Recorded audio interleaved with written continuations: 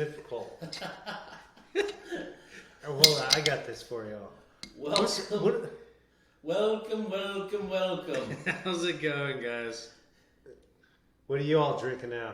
These guys are a little confused. They're a little slow on the uptake. So, welcome to episode 75 of What Are You Drinking Now here at the office. Like I said, episode 75, we are at another little milestone. Another quarter of whatever. So, we've already got a couple people on there real quick. That's nice. Thanks. How's it going, everybody? And, so as you might know from the description on the live feed, this is episode 75. Josh is doing his yearly cleanse. So I don't know if you remember last year, but he's going to be just hitting some non-alcoholic beers tonight. He will be doing a little tasting and spitting. Oh, yeah. So he's going to treat it like a real tasting instead of like Nick and I will be doing, and probably getting a little consumption drunk. Oh, yeah. Well, so who's going to drink his portion? Did we think about And so maybe I did pick one of the biggest beers in the shop. So he's going to torture us with one of the highest ABV beers and watch us drink it. What are you sipping on, Rob? What are you drinking now? For me, it's my palate cleanser. I'm doing the Bell's Best Brown. God, there we go. Bell's Best Brown. It's a nice little brown ale. Comes out every fall. I went up north as well to the southern tier, to IPA. It's my afterwork or berserker. Feels like I already made the right choice. Nice, substantial hop bite. Yeah, and Josh, like we said, he's doing the Klaus Haller Dry Hop, and we tried this one on the show a few months back. Yeah, and everybody really liked it. For a non-alcoholic beer, this is really good. It's solid malt in there, as I recall. But it the almost dry hop tastes like a version beer. It just tastes like a beer with no booze in it. So I think based on what we picked for the show tonight, we're going to start with the wine first.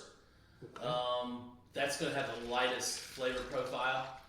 Nick and I don't have to drink it all at one time. It is a Stelvin, so yeah.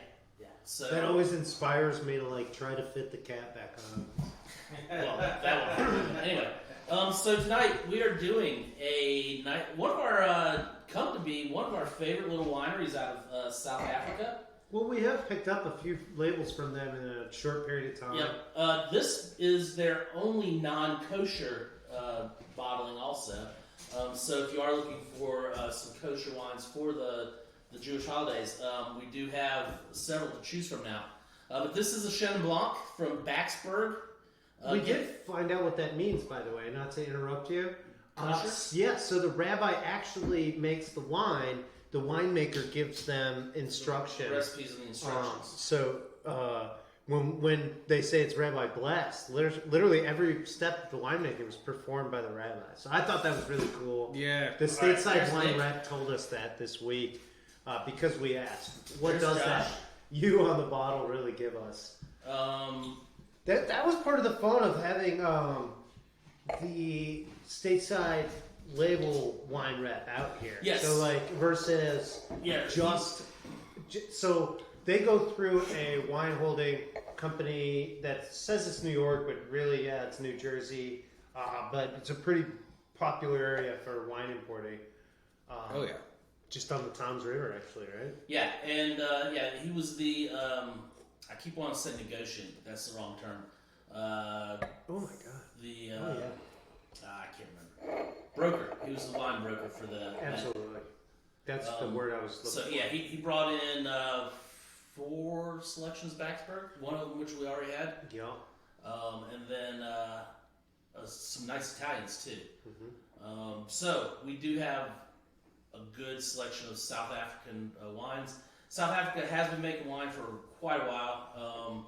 Not nearly as long as Old World Europe and stuff, but the winemaker, as I'm correct, often spends much of the year in Germany. In addition to South Africa, is also making wine in Australia. Yep. And has their own crafted Shiraz that they've brought to South Africa. So they call that Suraz or whatever. They gave it a little South African swing to it. Oh, yeah.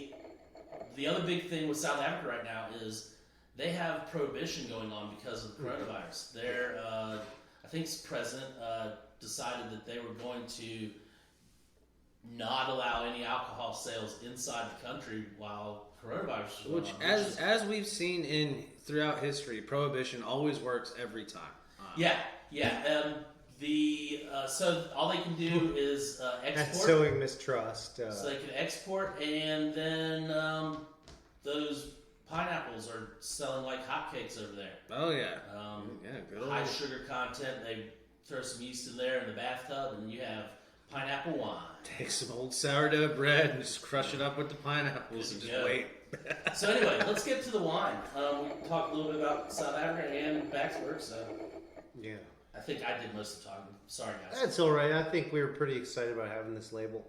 Some things I immediately just think is worth pointing out is a very delicate floral-like nose with hints of fruit. Has a nice balance of acidity, but also has that like little bit of brininess, that saltiness that we all come to like with these soft whites. Like granny apple skin on Yep. those. Yeah, real crisp with that. Yeah, I agree with both of you, and almost a little honeysuckle. Oh yeah. Yeah. Granny apples, like Granny Smith apples and honeysuckles, what's to not love about it? Well, you put those two together, you might just be right back to the apple blossom itself, which is kind of what I'm getting around to is like peach blossom and apple blossom kind of thing. One thing with this Chenin Blanc I really enjoy is the fact that it's not high in acid. Yeah, nice balance. That's really what I was trying to get at. Yeah, it's very well-rounded.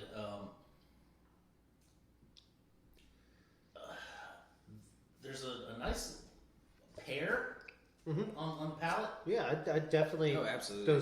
The pear, the apple, very green though. I think the label echoes that, the greenness. And as I think about that, before we kind of were wondering if we caught like a little bit of like kind of an herbaceous or some kind of. Yeah, but not like a big hearty herb. But something like.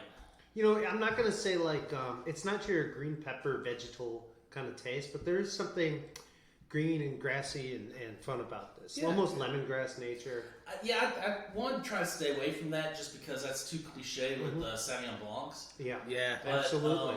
But I keep coming back to it just a little bit, for lemongrass. It could be like a lemongrass or kaffir lime leaf, like that kind of citrusy. I like where he's going with that. There is other like little citrusy plants. There's lime thyme. There's all kinds of. There's also just a tad bit of salt in there. Yeah. Yeah, that brininess really does come out, which we like. I think so. It makes a really nice seafood wine. So what that opens up, let's get into the plate. I mean, food on your feet, smoked sausages would do all right, but the seafood would really kill it. Yeah. Soft cheeses, goat cheeses, of course. Goat cheese would be but excellent. I wouldn't rule out hard cheese either with this. A brie would be nice for this, I think.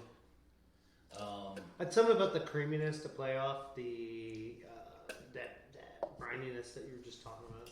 I'm thinking entree plates, just scallops in a beurre blanc butter. Yeah. Almost used just like a splash of the wine in that. Yeah. I could definitely see like pan-seared scallops with the beurre blanc. You could also just do brown butter and just get like a really good, nice, high quality butter. Yep. And just scorch the butter. As I recall, South Africa likes their langoustine. They have some really nice prawns. I think they do, yeah. And I think they have some kind of variety of a base scallop. Mini lobsters? Helpless little mini lobsters. Oh yeah. Or really big shrimp. No, I think this would go great with probably any of our seafood dishes on our coast. I mean, maybe not tuna. Okay. Yeah, I'd stick with the white maybe fish. Not salmon. With Josh. Because salmon is a little fatty and it's going to have that over... Hey, Wendy, saw you on the news today, and no, you didn't get arrested. She's a teacher. Oh, they did the school interview. No. The school interview just talk about how they're dealing with COVID and stuff. I'm just having fun. She kept her cool. She did good. But anyway, yeah, I'm digging this wine. This is one that I can see sticking around and having, especially next. I mean, it's almost a shame we got it so late in the year, although it is oyster season. It stays warm here. We also get those days that are just like warm and humid, and they're not like the rest of the winter days. And this to me is like a great little like early window into spring kind of view any time of year. And the thing I like about this one too is we have now 3 Chenin Blancs on the shelf. Very different each one. Yes, and this shows very elegantly against the others. Are they all 3 South African? I know Protea and... Is Protea South African? I think. Might be. For some reason I was thinking it wasn't. Okay. It's either South African or... Yeah, we'll have to look. But the Red Hood is. Yeah. I will say that I they might really... all 3 be. Yeah. This is really delightful. I'm probably going to score a bottle of this once the cleanse is done. Yeah, it's just hitting back on Josh for the cleanse. Not making fun of him at all. He does this once a year just to... I think Nora would... He's not eating meat. He's not drinking alcohol. He's going the whole route. Yeah, it's just, every now and then you got to hit the reset button, I don't think we want to make light of sobriety and recovery processes. Well, I don't even know that it's a sobriety issue. I just cleanse the system, right? Yeah. Because people would be like, "Oh, that kind of way of recovery is no way or somewhere." This is less about like that, more about Josh's like just thing. That's just a conscious thing. I mean, because there's a lot of people that'll take like a month off. Yeah. Basically, Well, so November, some people talk January. They do a little thing, but yeah, I think it's. So I think we probably can move on from the wine and sure, go hit a beer and then we can come back for the ratings. Sure. I was gonna say I take 2 months off every year. It's called Sunday morning.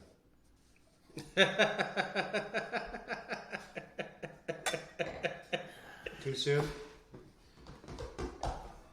All right. So, Mr. Nick. Well, I guess from what you said earlier, I'm next. Yeah, I think you are. So we'll do that. We'll make that happen. I'm going to tell you what. I don't need that for that. Turns out stemmed wine glasses don't actually need a coaster. Well, it could look cool, but it's just not necessary. This is Flying Dog, the canine. Okay. Yeah, Flying Dog would be canine.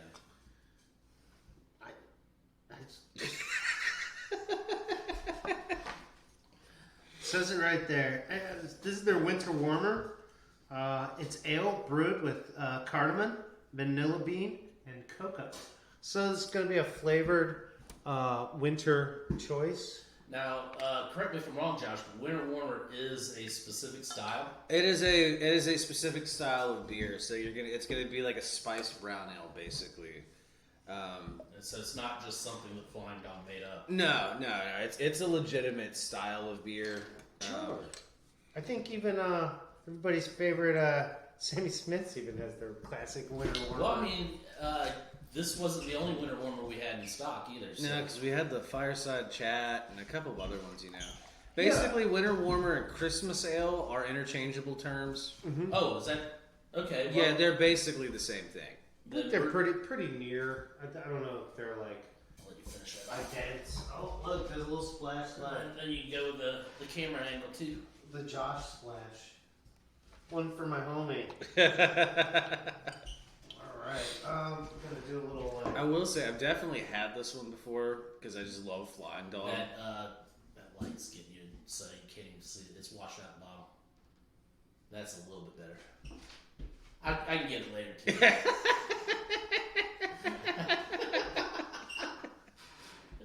Let's see if we can do it this way. Yeah, that's a little bit better.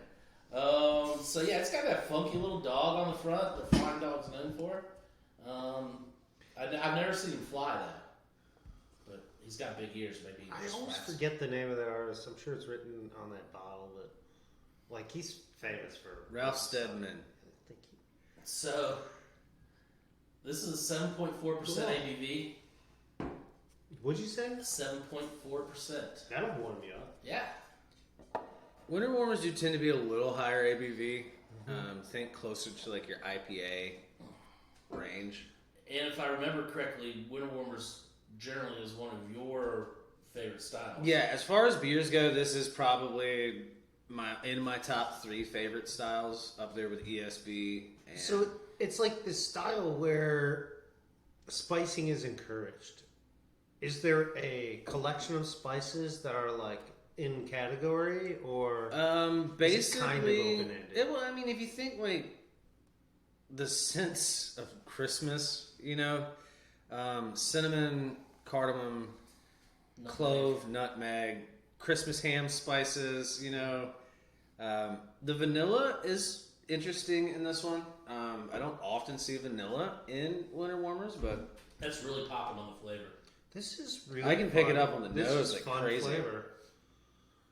Some of these winter warmers I feel like they go cheap on the spice and the beer, and they wear me out pretty quickly. I'm like, oh, can we just finish this? This is having a really fun taste, like where the base of the beer is kind of just like a really fun nut brown.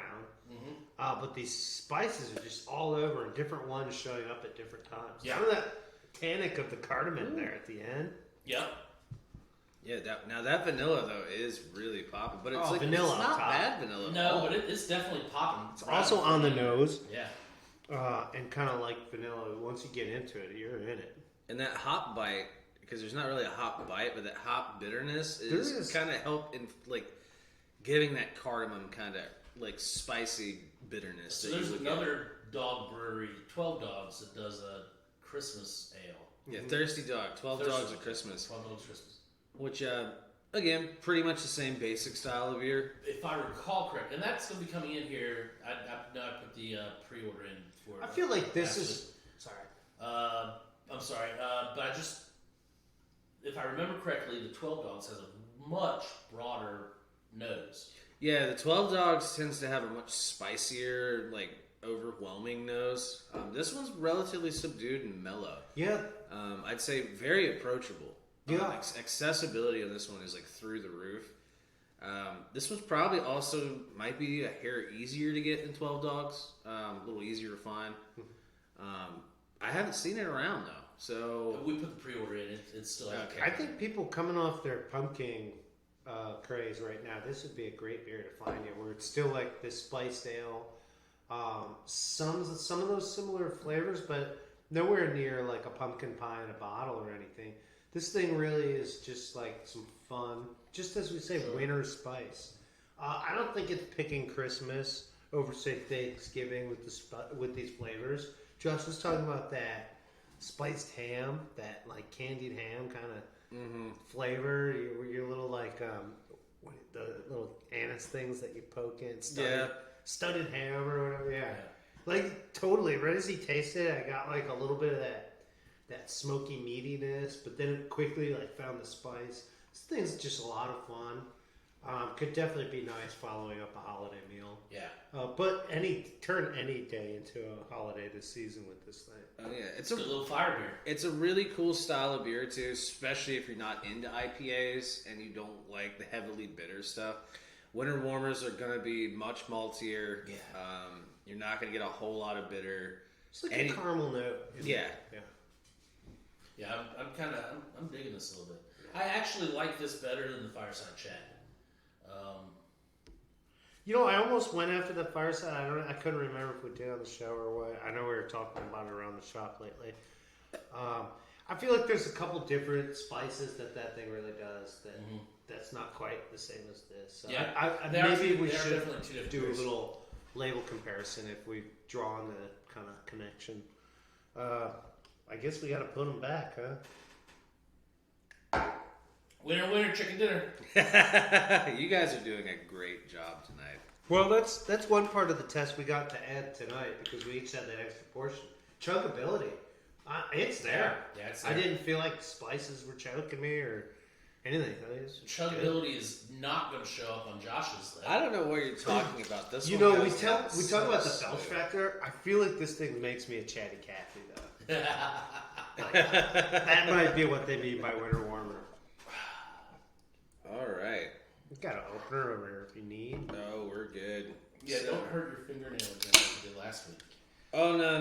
Did that get any comments? Because the visual effect on that It just made me laugh repeatedly. we need that like on one of those like where it keeps snapping. In case back. anyone's concerned, my fingernail is growing back.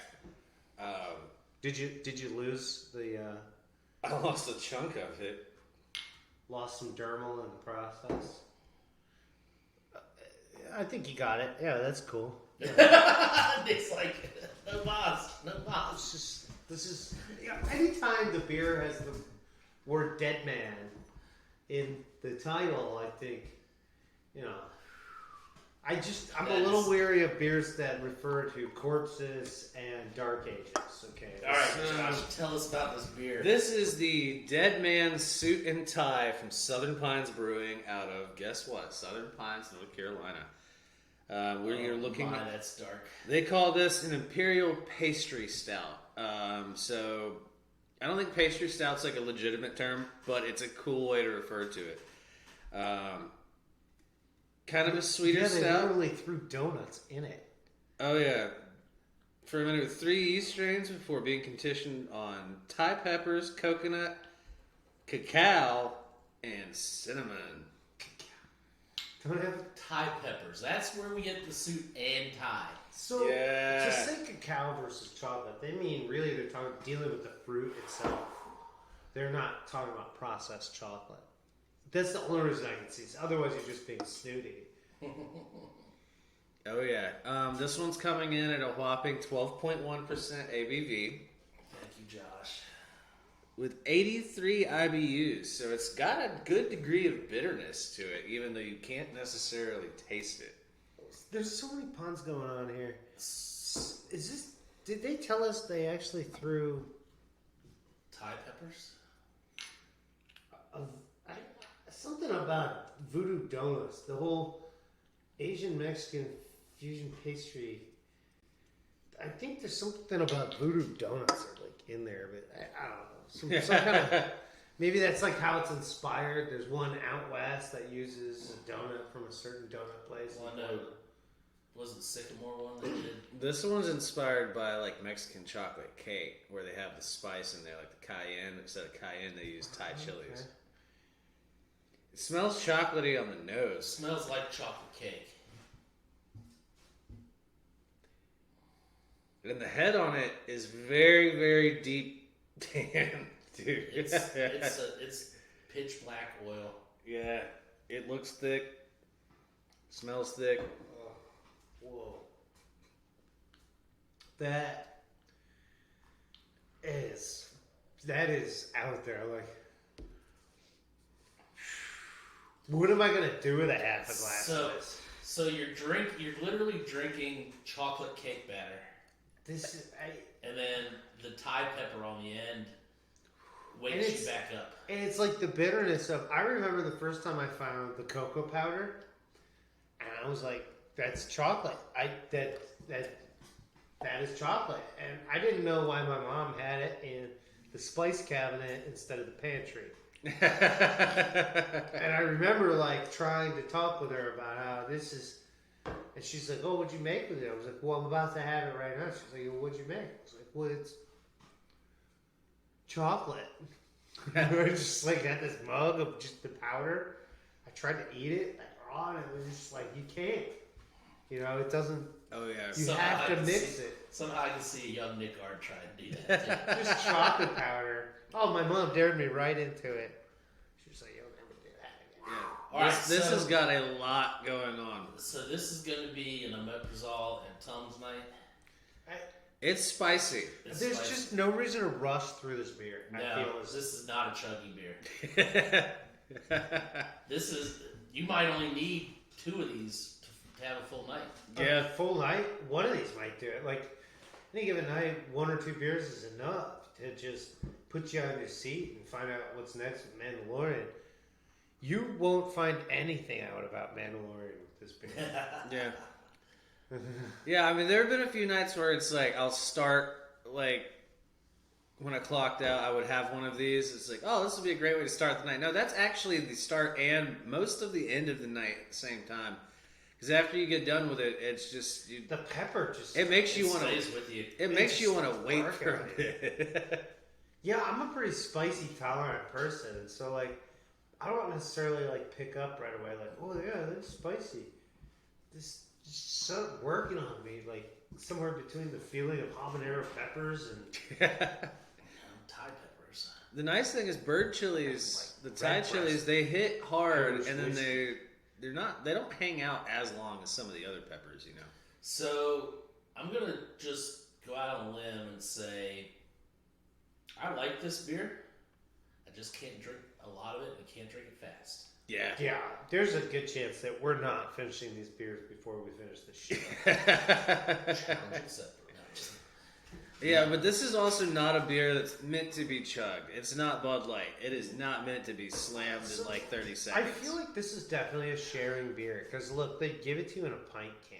Like, like okay, if you're gonna sit down for a major gaming session at your computer, you're like, I don't want to get up for like 2 good hours. No, you're not drinking a lager. You can't drink piss beer for that. You gotta get into something that. You can drink lagers, but that's when you have to bring like an ice bucket with Yeah, six you're pack. like, Sit what? it down next to Your it. microphone sounds really staticky. Yeah, just hold on. God, I know there's another one here. Yeah, I mean, this thing is. Yeah, honestly, I don't see myself. Can you opening stop two cracking of these. beers? You're making the mic clip. Yeah. So, like I said before, This might be the ultimate holiday beer if you're stuck at your parents and they don't think you're drinking. You just stick one in the bathroom. chocolate cake batter. You go and hit it I got a customer I got to show this to. She might be a big fan. Yeah, I think I know what you're talking about, but we don't need to. But chocolate cake batter and then pepper. And then, yep. It is thick like cake batter. It really. And now I'm glad that Josh really pointed that out. Cupcake batter. Mm-hmm. Yeah, there's this. I know what he's talking about. It's not that Mexican birthday cake thing. It's this other. It's like a specific. I forget what that. It's like a Mexican pastry, though. It's good. Yeah, and gooey. It's Yeah, like really gooey. It's like half cooked. It's like a Mexican molten cake. I don't know. This is and really, spicy. it probably goes back to like old Aztec stuff, man. Either way, this beer is absolutely delicious, but it is not a quick. I'm waiting for my face to turn red. You don't seem like you're so hot pepper tolerant as I am. Oh yeah. It seems to really be an aspect that's getting it's an age thing. I used to hit it hard with peppers. Yeah, I'm calling this guy. Back in my dorm room, man. Hot peppers everywhere. It wasn't until peppers, like but about a year and a half ago that it like GERD became a thing. So it's like my absolute love of everything hot and taking people up on pepper challenges. No, GERD was a thing. You're just finally in your 30s. Yeah. Yeah. So it's like those challenges aren't really a thing anymore. Yeah, you don't see 30-year-olds doing keg stands. You want the fluid to go which way?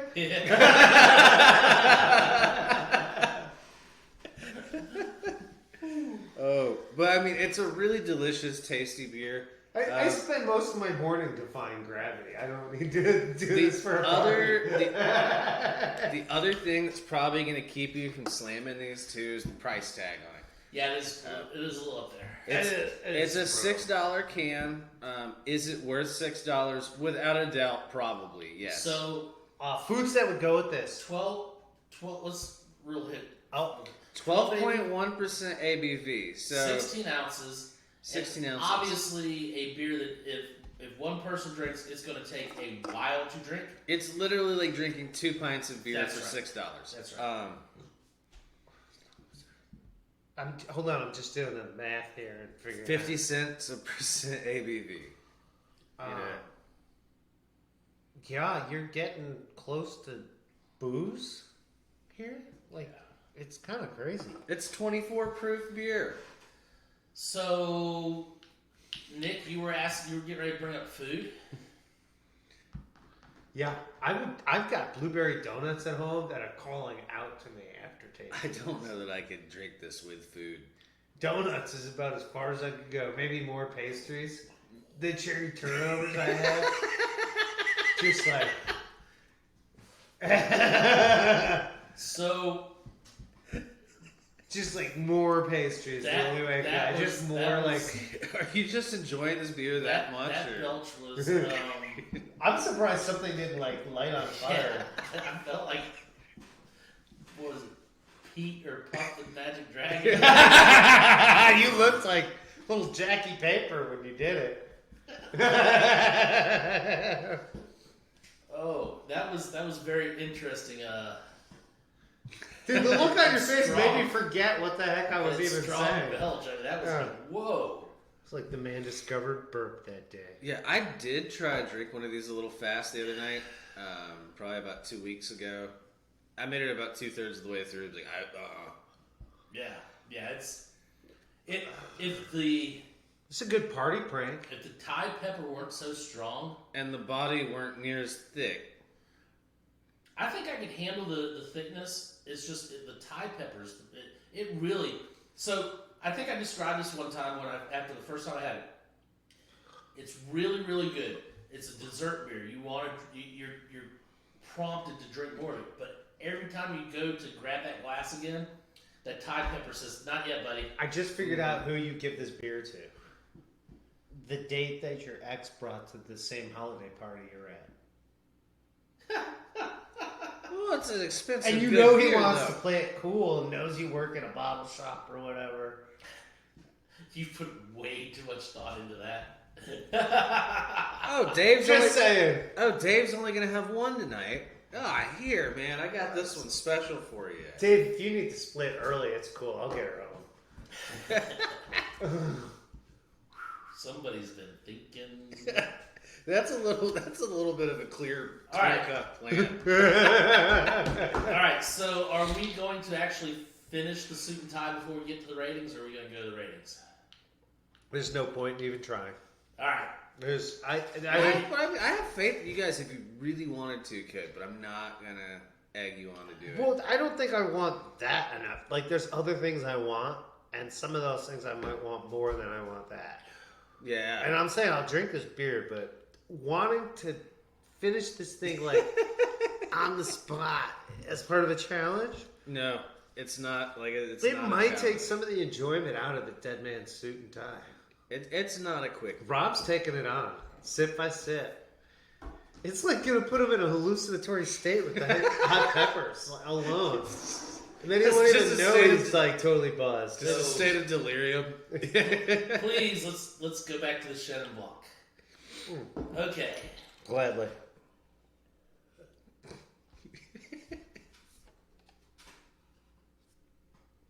Once I stop my shoulders from wiggling from the dead man's suit. I need to know this. Yeah, it's proof stronger than liqueur. Okay.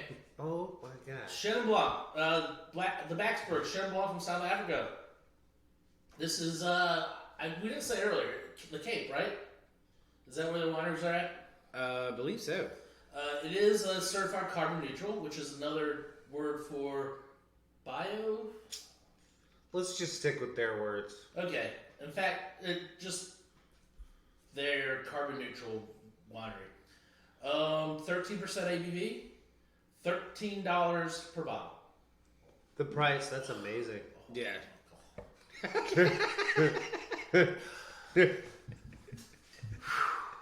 Who? Puff the Magistrate? It's more like the fire-breathing dragon in Tale of the Two Towers. It's like Trogdor off of Homestar Runner. You remember him? Yeah. Yeah. That thing, like friendly, but... So, 2019 Baxburg Chenin Blanc. I'm digging it. I'm a Chenin Blanc fan to begin with. Oh, absolutely. I normally like most of the wines that I get from South Africa. They have a great terroir, and the winemakers are using it wisely. 175 for me. I like the approachability of it. It's not huge acid. It's kind of like a middle of the road, well-rounded wine. People who are wanting to move from, say, maybe a sweet wine into a real wine or whatever, this is a good introductory wine for them.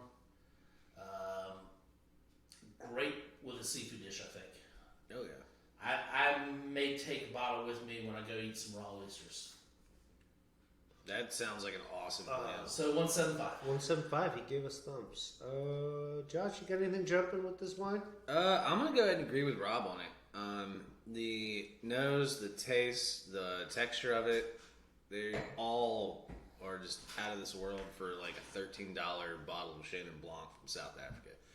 It's indicative of just a good Chenin Blanc. It'd be great with seafood. For the price point, you can't go wrong with this bottle. You won't be disappointed if you get it. And I don't know that that price point will stick around next year, so to speak, just because of COVID and they can only export, so they're trying to unload their wine. Even if that's the case, you'll be hooked by the time the price goes up. Yeah. Like it's legitimately good. Yeah. I would pay more for this bottle. Are you gonna echo his rating? Yeah, 175. 175 for sure. All right. I feel very positive about this wine as well. I don't know if I feel 175 positive. I don't know why. Probably just because, yeah, it's a great bang for the buck. At, 13 for this wine. But then again, yeah, it's just a $13 bottle of wine. I'm not getting $20 bottle of wine. This is not your coastal French wine. It's something reminiscent of it from somewhere else that I can get cheaper. There are several things that we do like about it that we pointed out. Rob, is this one of our kosher wines from Battsburg? This is the only one that's not kosher from Battsburg. Right. So we see that maybe that's a hint into the lower price point because it's a peek into that label. So that's not a bad thing, guys. The kosher labels are all white. That's right. This gives us a peek into this fine level of wine at a lower price point. So this is something really special and fun in that sense. As the 3 takes of Chenin Blanc in the shop go, this is actually one of my favorites so far. I like the Remhout a lot. That was really fun with that kind of honey and honeysuckle taste in there. I guess we're figuring out something about South African Chenin Blanc with the honeysuckle. I'm going to go 1.6, somewhere over here. I think you guys caught what I was doing there. Because if I tell you it's 2 thumbs up, then what does that mean about all the other things I said? I feel like, though, when you're drinking this wine, it's 2 thumbs up. All right, cool. Nick? Oh, yeah. K9. Winter Warmer. I'll start off our rating for us guys. Number 1, this beer comes in with a nice ABV and a very friendly ale taste. You have the cap over there. Price is $275? $275. Okay. So, if you happen to be around the shop, just like looking for a high octane deal, this is one. Beautiful artwork. Again, you got your. I'll let Josh brag about the artist. I love him. I wish I had a T-shirt by this guy. Ralph Steadman, he's good. Yeah. I got a poster by him somewhere. Oh yeah, like a velvet, blacklight velvet stick. No, like literally a cheap poster I bought from the college gift shop. But he did like the Fear and Loathing stuff too, right? Yeah, I think I have a Fear and Loathing. A little tangent, but it's one of the show tangents worth following.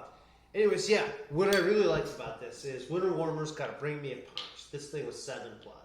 So, your double IPA, your big porter, your big stout fans can all come together, share this taste, and really all come away with a different thing they loved about it. This vanilla was awesome. Not a lot of things are using cardamom. They're hinting at cardamom. This actually has cardamom. So if you've never tasted cardamom, taste this beer. Just for the sake of saying, I tasted cardamom. I like it. I want to give it a 1.5. It's still in that holiday beer category, although this is really quickly becoming one of Nick's, like, hey, this is a good cheap favorite in the holiday beer category, and so long live the Winter Warmer. I'm going to echo Nick there with his rating. I think 152, 1.5 also. We're going to the 100th column now? What is that other hand? I don't know what. Was that your toes or what? The 7.4 is really nice, especially compared to the 12.1.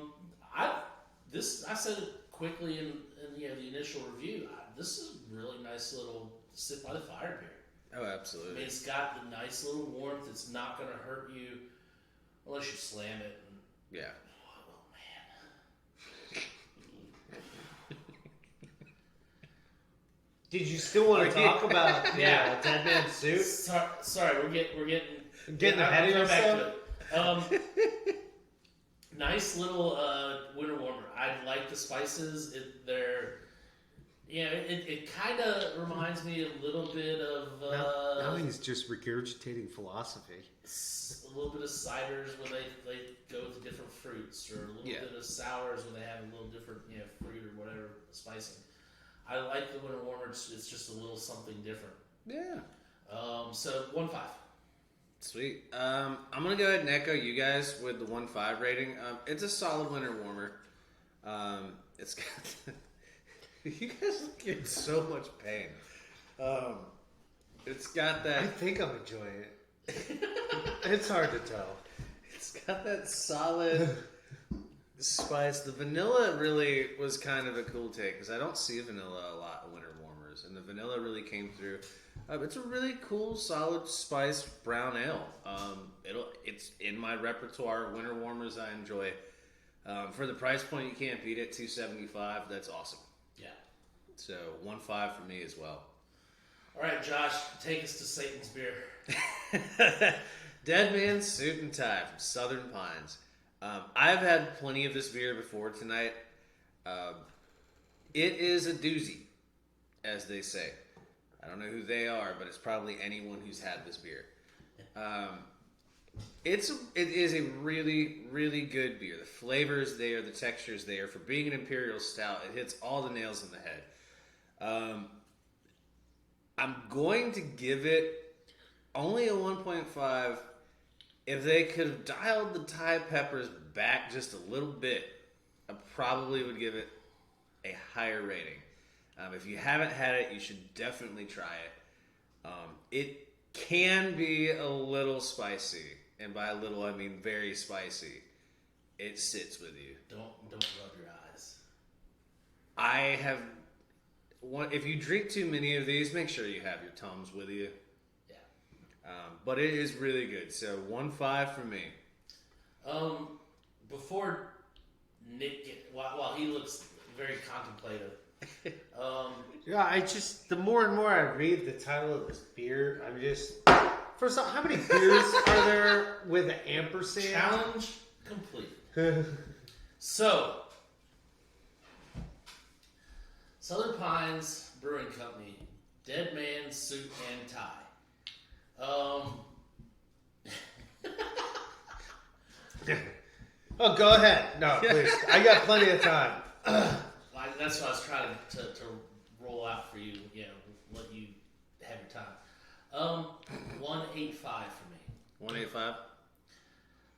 I do like this beer. When it comes to a chocolate stout, it is a chocolate stout. But keep in mind, for me, this is a dessert beer. Yeah. This is not something that I'm going to pair with a steak or I'm going to pair with, No, this is a dessert beer. I'm having just this by itself for dessert. I'm not having more than one of them though. I agree with you, Josh. I think this would probably push close to a 2 for me. If they cut the tie completely out, just dialed it back a notch. Tweaked it. That's all they need to do. Because that's my one complaint is the belches I've been having, it's been coming back up. The tie has been coming back up, and I've been feeling it out my nose.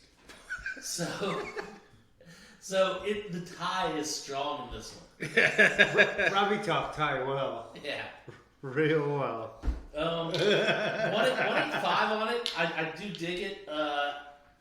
I think, and obviously it's what, $6 a 16 ounce. Yeah, for 12.1% for you're looking at an after dinner drink. Yeah, an after dinner coffee. It's a flavor buster. I mean, it's a lot. So it's so spicy. It's so spicy. Oh, God, it just burned me. On that note, hey Nick, how about giving us your rating of it? I know you were pretty much just waiting to get that. Yeah, just take another sip for you. Oh no, I think I'm good. It was so spicy, guys.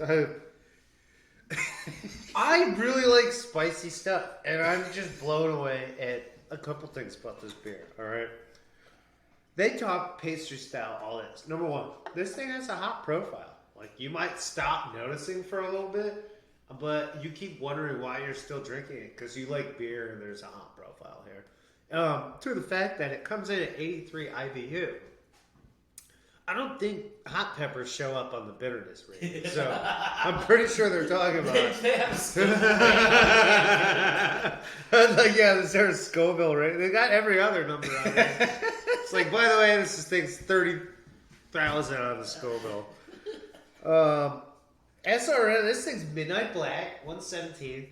Like, I could just keep reading these numbers, and you're basically going to tell me, no, that like, that beer doesn't exist.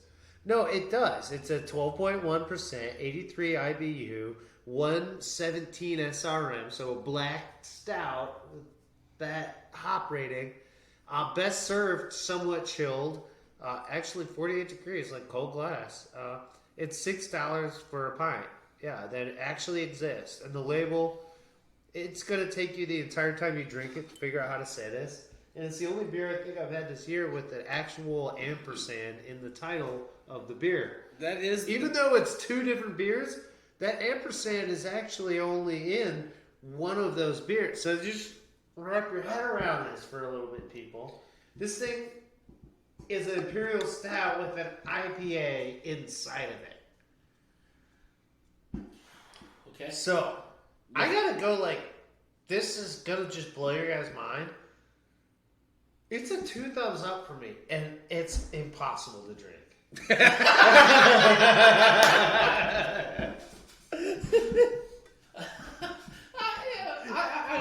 love drinking it. I don't know if I can finish it. That's what I'm trying to say. It's like, this beer is so fun. I will challenge myself all night long to just keep taking sips of this. And that's fine. And if there's people out there who want to chug this and they love this, that's also fine. I can't imagine. This thing is so cool. They didn't use... It says nothing about aging. And that's fine. They didn't oak barrel age this, so guess what? Oh, man. If they bourbon barrel aged this... I don't even want to see the bourbon barrel version of this. Like, it's ungodly. First off, it'll cost like $42. Yeah. I'm just one of those rare occasions where this beer is totally challenging my palate. I love it. I'm going to keep hacking at it, and I'm going to give it the full rating.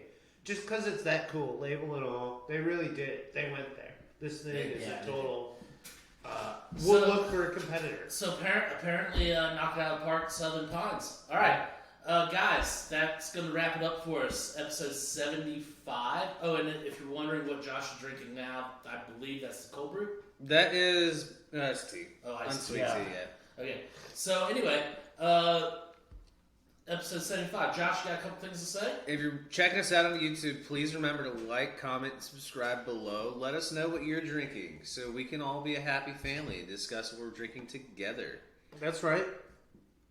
Give us suggestions on what to drink next. Maybe we'll listen to them. If you're chiming in on Facebook, we are Facebook Live. We are. And if there's a lot of people scrolling through, feel free to drop a comment. That's right. If we like it, we'll even name drop you on air, make everybody know about you. That's right. Not just read about you. Sorry, Wendy. All right, guys. We'll see you next week. That was episode 75. What are you drinking now? Have a good week. See you later.